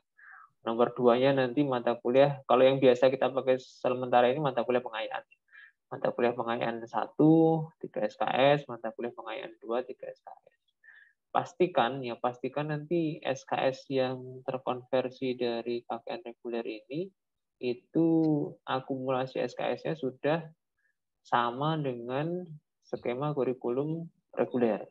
Jadi pastikan ya teman-teman yang KKN tematik, pastikan total SKS tempuhnya nanti minimal 144 plus skripsi plus PKL plus KKN. Pastikan ya, mau dipastikan supaya nggak terlewat. Kalau mau aman ya mungkin ditambahi juga nggak apa-apa ya, karena haknya mahasiswa kan 20 SKS di sini. Pak, saya mau konversi misalnya ke KKN sama ke 3 atau 4 mata kuliah pengayaan, sehingga nanti totalnya bisa lebih dari 145 misalnya, ya nggak apa-apa, nggak ada masalah. Jadi yang harus diperhatikan di KKN tematik ini adalah jangan sampai jumlah SKS yang direkognisi itu tidak bisa mengamankan syarat lulusnya mahasiswa, jangan sampai. Ya, jangan sampai. Jadi dipastikan itu. Namun juga tidak menutup kemungkinan. Ini di sisi lain ya, Pak. Misalnya, Pak, saya ini KKN tematik ini dikonversi ke KKN biasa aja bisa enggak ya? Ya bisa juga ya. Terus nanti sisa mata kuliahnya bagaimana? Mau saya ambil lagi di semester 8 misalnya? Ya boleh-boleh juga, misalnya gitu ya. Ya, ini ya boleh-boleh juga gitu kan, ya merdeka belajar kan ya sakarpe mahasiswa lah, pengennya bagaimana, karena mungkin heman-heman Pak, nanti saya kalau nggak ngambil mata kuliah peminatan ilmunya nggak dapet, ya boleh juga ya, nggak ada masalah. Jadi saran saya itu, saran saya yang lain ini di UNIF sedang berencana ini memunculkan mata kuliah soft skill. Ya, ini sedang disiapkan ya mata kuliah soft skill yang nanti bisa masuk ke konversinya KKN tematik. Jadi ada mata kuliah namanya dulu itu teamwork, mata kuliah namanya komunikasi, mata kuliah macam-macam. Jadi yang sifatnya soft skill sedang disiapkan oleh universitas, dan itu bisa saja nanti dimasukkan ke konversi yang ada di sini, dan bisa juga itu dimaksimalkan jadi 20 SKS, di konversinya bisa juga ditulis 20 SKS ya. Jadi bisa beberapa opsi skenario yang nanti bisa dipilih oleh mahasiswa. Yang paling minim itu adalah mengamankan SKS lulusnya, itu yang paling minim ya. Bisa dengan skenario konversi ke mata kuliah pengayaan 1, mata kuliah pengayaan 2, mata kuliah pengayaan 3, dan seterusnya. Itu minim. Nah, tapi yang maksimal dari konversi ini bisa juga ditulis sampai dengan 20 SKS. Begitu, Brian. Iya, Pak. Baik, jelas. izin bertanya lagi, Pak. Berarti yang izin mengkonfirmasi. Ini nanti yang dimasukkan ke 1, 2, 3 ini kan yang KKN reguler 2 SKS. Iya, betul, Pak. Betul, betul. Mata pengayaan 1 3 SKS, pengayaan 2 3 SKS gitu ya, Pak. Yang direkomendasi tadi. Nah, betul, betul. Minimalnya begitu, minimalnya. Tapi kalau mau Pak, saya ini KKN tematik sudah capek-capek 1 semester, saya ingin direkognisi 12 SKS, nggak apa-apa. Ditambah lagi pengayaannya juga nggak apa-apa. Oh ya, Pak. Nanti Ini di akhir nanti konversinya, di akhir semester ya, setelah selesainya KKN. Ada beberapa pertanyaan yang saya bawa titipan dari teman-teman itu, apakah mata kuliah yang sudah mata kuliah reguler, ya bukan reguler, Pak, kayak misalnya DMJ gitu, Pak, ada yang ulang, misalnya ngulang itu mau dikonversikan itu apakah bisa? Karena si teman A ini, saya ini sudah konfirmasi ke Pak Agung, itu harus dikonsultasikan ke dosen walinya. Mungkin dari Pak Cahyo ada masukan yang akan disampaikan. Maksudnya dikonversi dari KKN tematik? Iya, Pak. Oke. Baik, saya kapan hari sempat, saya lupa ngobrol sama siapa ya, Suhri mungkin ya, atau teman yang lain. Jadi diskusi terakhir Bapak Ibu dosen di Prodi itu membuka peluang KKN tematik itu dikonversi ke mata kuliah reguler, membuka peluang dengan catatan ada laporan, ada kegiatan yang relevan dengan mata kuliah yang akan dikonversinya, ya, dengan catatan itu ya. Tadi misalnya case-nya DMJ, desain manajemen jaringan. Apa mungkin Pak KKN tematik dikonversi ke mata kuliah desain manajemen jaringan? Menurut saya ya mungkin saja. Bagaimana bisa, Pak? Ya misalnya kalian nanti ketika KKN di desa itu setting up jaringannya balai desa misalnya. Setting up jaringannya di kantor kelurahan, kantor kecamatan, atau di sekolahan misalnya. Itu ada kegiatan setting up jaringan itu kan ya bisa diklaim sebagai konversinya DMC. Jadi gambarnya ini seperti itu. Gambarnya bisa seperti itu. Bisa nggak misalnya konversi ke mata kuliah bahasa programan misalnya. Ya kalau ada dokumen bukti kegiatan yang relevan dengan bahasa programan, misalnya kalian membuka kelas dasar programan untuk adik-adik sekolah misalnya, siswa sekolah, ada tutorial, ada pelatihan, terjadwal beberapa kali pertemuan, itu disampaikan, ya saya kira relevan juga untuk bisa konversi ke mata kuliah bahasa programan untuk memperbaiki nilainya misalnya. Ya sebenarnya terbuka peluang ya, dengan catatan tadi ada luaran-luaran bukti-bukti kegiatan yang memang relevan dengan mata kuliah yang akan dikonversi. Kira-kira begitu, Brian. Siapa? Makasih. Untuk apa, Pak ya? Untuk peminatan itu PSSI sama apa? Yang dibuka kemarin saya lupa. Soalnya nggak ngambil. PSSI ada itu juga pemodelan simulasi GIS. PMD itu, Pak. Bukan ya, Pak. Apa data mining? SBP. Iya, Pak. Bukan. Oh iya, SBP. PSSI sama SBP ya, Pak. PSSI, SBP sama pemodelan dibuka kemarin. Iya, betul ya. Siap. Mungkin itu saja yang saya tanyakan, Pak. Mungkin udah jelas. Terima kasih, Pak Cahyo. Berarti ya, sama-sama. Berkas yang lampiran form ini saya kirimkan berupa file ya, Pak? Iya, file aja. Nanti saya juga sampaikan ke Bapak Ibu dosen supaya ada sebaiknya nanti juga sering-sering konsultasi Bapak Ibu dosen wali ya, sampaikan buat teman-teman. Ya, Pak. Terima kasih Pak Cahyo. Sama-sama. Lokasi di mana, Brian? Saya Blitar, Pak. Jauh. Dekat Soekarno. Ada berapa tempat? 2 kecamatan, per kecamatan itu 7 kelurahan. Kecamatan Kepanjen Kidul sama Sukorejo. Selain di Blitar ada lagi kota lain? Oh, Jombang sama Probolinggo. 3 kota berarti? 3 kota. Oke. Ya. Oke. Ya, tadi kontak-kontakan aja buat teman-teman yang ikut KKN tematik terkait masalah MBKM dan sebagainya. Coba sering-sering komunikasi dengan Bapak Ibu dosen wali supaya nanti kalau ada hal yang urgen bisa beliau sampaikan ke prodi yang untuk dibahas bersama. Siapa, Pak? Terima kasih. Berangkat kapan, Brian? 27, Pak. Selasa.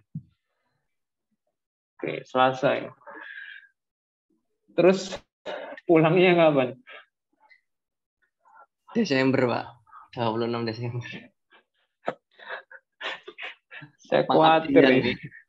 Ini berangkat sendirian, baliknya sudah berpasangan nanti. Loh, enggak, Pak. Kecantol bunga desa.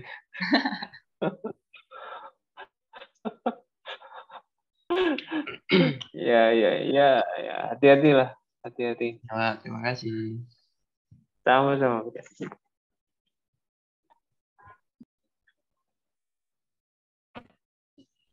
Baik, terima kasih banyak kepada Mas Brian. Selanjutnya ada teman-teman dari angkatan 2021 nih, Bapak. Ada Mbak Isha dari angkatan 2021. Mungkin bisa di-highlight oleh teman-teman panitia. Oke, dipersilakan untuk Mbak Aisyah.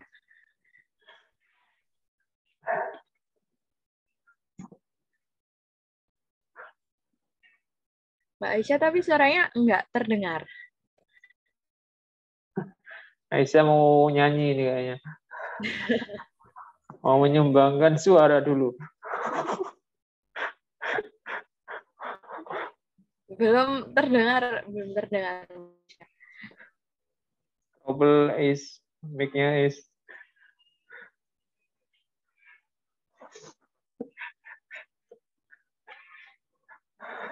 Atau mungkin apabila masih terkendala dengan baiknya bisa melalui kolom chat. Pertanyaan bisa disampaikan melalui kolom chat. Aisyah biasa pakai mic besar soalnya. Iya, sering kali mengisi di acara prodi maupun fakultas. Salah satu mahasiswa aktif yang baik.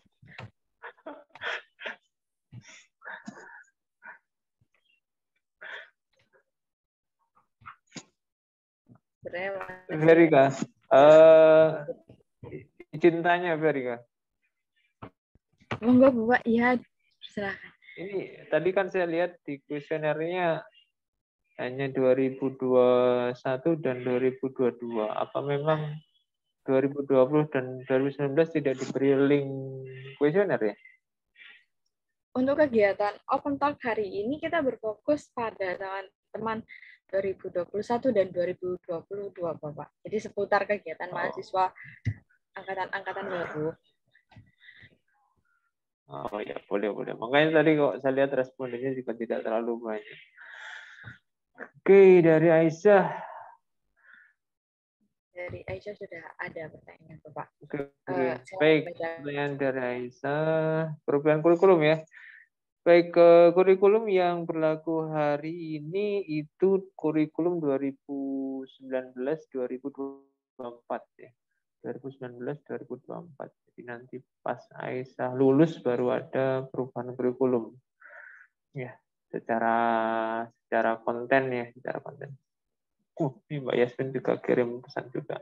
Jadi secara konten perubahan kurikulum nanti akan terjadi di tahun 2025 ya, 2025. Oke, bagaimana dengan kurikulum yang sekarang? Memang kurikulum sekarang ada perubahan, tapi bukan di sisi kontennya, hanya di sisi posisi semesternya itu berubah. Itu yang terjadi beberapa kali ya. Setidaknya sudah 2 kali nih. Kurikulum kita berubah secara posisi mata kuliah. Yang dulunya ganjil pindah genap, dulunya genap pindah ganjil, itu terjadi seingat saya sudah 2 kali ini. Ya, sudah ada 2 kali ini. Tapi secara konten itu masih sama, secara konten masih sama. Hanya posisi mata kuliahnya saja yang berubah. Ya, mengapa terjadi perubahan kurikulum, perubahan posisi maksudnya, perubahan posisi mata kuliah itu yang pertama kemarin disebabkan karena ada kebijakan dari universitas terkait jumlah SKS mata kuliah. Jadi MKU khususnya, MKU itu dulu sekali, mungkin Aisyah belum di sini. Dulu MKU itu SKS-nya 3 semua. Ya, SKS MKU itu 3 semua. Jadi mau Pancasila, KWN, bela negara, bahasa Indonesia, bahasa Inggris, itu 3 semua SKS-nya. Tapi kemudian di tahun 2021, seingat saya, itu diterbitkan kebijakan dari UNIF, diubah SKS-nya. Ada yang 2 SKS, ada yang 3 SKS. Nah ini kan memang yang berubah MKU, tapi efeknya ke semua mata kuliah. Ya. Ke mata kuliah reguler dampaknya. Sehingga harus disusun ulang, dirombak ulang posisi mata kuliah. Supaya apa? Supaya beban SKS per semesternya kembali imbang. Ya. Jadi itu yang pertama. Kemudian yang kedua, kemarin kita berubah posisi mata kuliah di kurikulum itu karena MBKM. Di tahun 2022 awal itu ada kebijakan Warek 1 supaya mahasiswa yang ber-MBKM itu dikonsentrasikan di semester 5 dan semester 6. Nah, ini efeknya apa? Efeknya mata kuliah yang berpotensi MBKM itu kita kumpulkan di semester 5 dan semester 6. Ya otomatis karena perubahan posisi di semester 5 dan 6 itu berdampak juga ke posisi mata kuliah di semester 1, 2, 3, 4. Nah, akhirnya berubah posisinya beberapa mata kuliah. Nah, ini memang cukup merepotkan ya. Dari prodi juga terdampak, yang kami di prodi yang menyusun KRS ini juga lebih ribet akhirnya. Kenapa? Karena harus cross check ulang ya. Mana ini mata kuliah yang sudah pernah diambil 2020, mana yang sudah pernah diambil 2021, kita cari yang belum, dan seterusnya. Prosesnya memang lebih ribet di prodi. Tapi ya bagaimana, karena ini sudah arahan dari pimpinan, ya, sehingga kita harus menyesuaikan posisi mata kuliah di semester 5 dan 6. Jadi begitu Aisyah, secara konten insya Allah nggak akan ada perubahan sampai tahun 2024 akhir nanti. Tapi secara posisi mata kuliah ini kita memang mengalami sedikitnya 2 kali perubahan. Begitu, semoga bisa menjawab.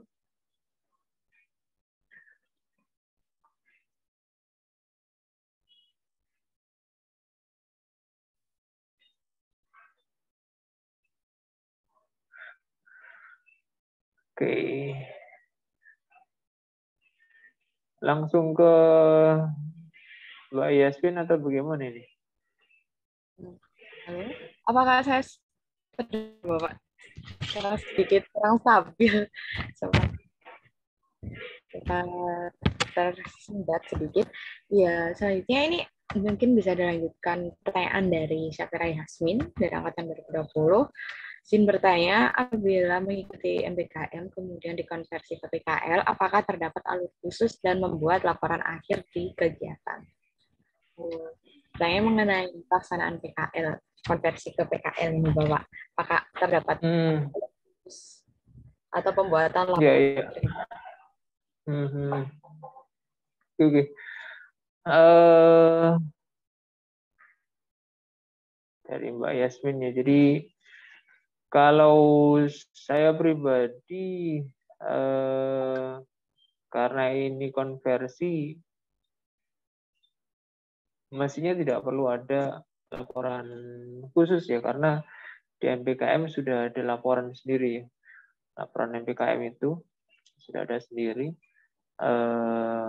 sudah disusun sesuai dengan panduan yang diberikan oleh mitra, Sehingga menurut hemat saya mestinya laporan dari MPKM itu sudah cukup untuk mendapatkan konversi PKL ya, konversi PKL. Sudah cukup lah, sudah cukup. Bayangan saya mahasiswa yang ber-MPKM ini sudah dalam tanda kutip membantu prodi, membantu universitas ya. Sudah berjasa lah ya, berjasa. Sudah menjadi pahlawannya prodi, pahlawannya fakultas, pahlawannya universitas. Dan oleh karenanya mestinya juga perlu mendapat reward gitu ya, mendapat penghargaan dari lembaga ya.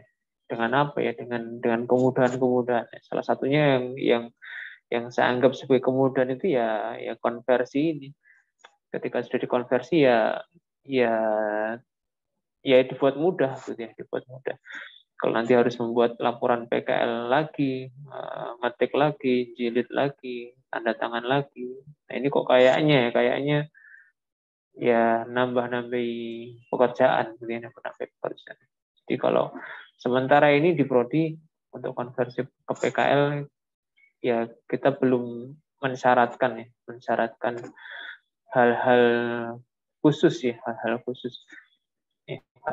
Jadi kita belum ada wacana untuk memberikan syarat ini itu harus ada laporan ini laporan itu, sementara ini belum ada, karena ya laporan dari MPKM itu ya sudah. Memang ada risikonya nanti, lupa berkas laporannya nanti bagaimana? Ya nanti kalau diminta gitu ya, ya ditunjukkan aja laporan MPKM-nya ya, laporan MPKM-nya ditunjukkan ya, dijilid rapi begitu ya, jilid rapi secara fisik. Ketika nanti diminta ya itu yang ditunjukkan untuk kelengkapan syarat-syarat berkas ya, syarat-syarat berkas dilampirkan aja itu buku laporan MPKM-nya sebagai ganti laporan PKL. Jadi sementara ini prodi masih memilih opsi belum mensyaratkan laporan ini dan itu ya. Saya coba mengkomunikasikan nanti ke fakultas juga ya. Dan mestinya juga ke universitas ya, terkait konversi MPKM ke PKL supaya efeknya nanti syarat-syarat yang berhubungan dengan PKL itu bisa terwakili ya, cukup terwakili dengan laporan MPKM ya. Begitu kira-kira Yasmin.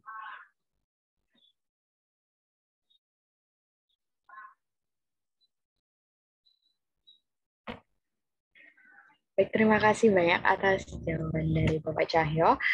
Mungkin ada tanggapan dari Mbak Yasmin, bisa disampaikan melalui chat ataupun melalui diskusi langsung dalam forum.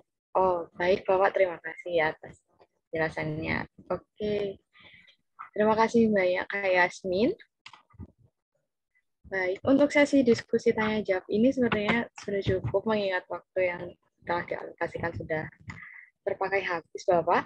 Kemudian untuk sesi berikutnya akan ada sesi penutupan dari teman-teman MC. Mungkin itu saja yang dapat saya sampaikan, dan untuk sesi tanya jawab yang dipimpin oleh moderator sudah cukup terwakilkan oleh teman-teman semua. Saya sampaikan terima kasih banyak kepada panitia, kepada Bapak Cahyo khususnya.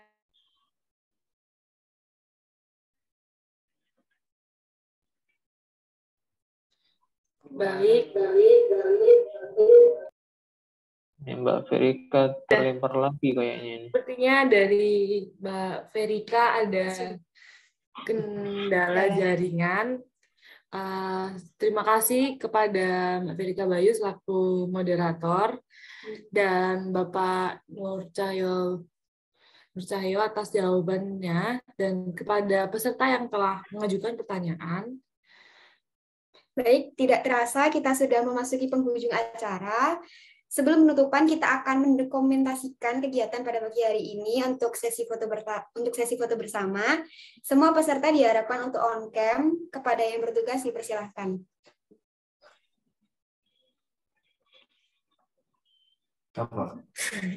Satu, 2, 3.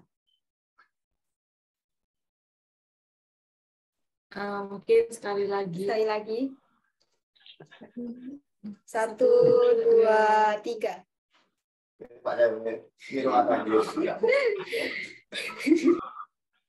Ikutan Adam sih.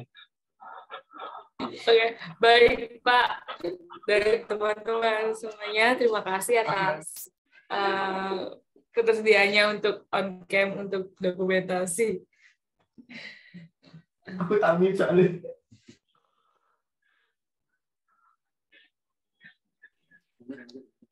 Terima kasih kami. Terima kasih kami ucapkan kepada hadirin yang sudah meluangkan waktu pada hari ini, serta para peserta yang telah menyimak acara dari awal sampai akhir. Semoga jawaban dari Bapak Nur Cahyo Wibowo Eskom Mkom dari pertanyaan yang telah dipertanyakan dapat menjawab dan bermanfaat untuk kedepannya.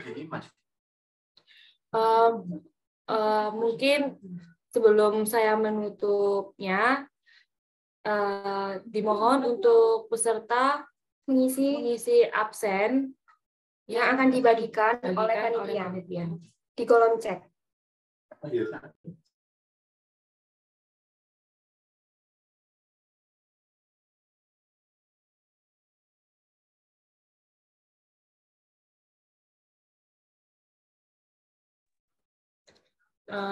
Untuk absensi bisa segera diisi di kolom chat.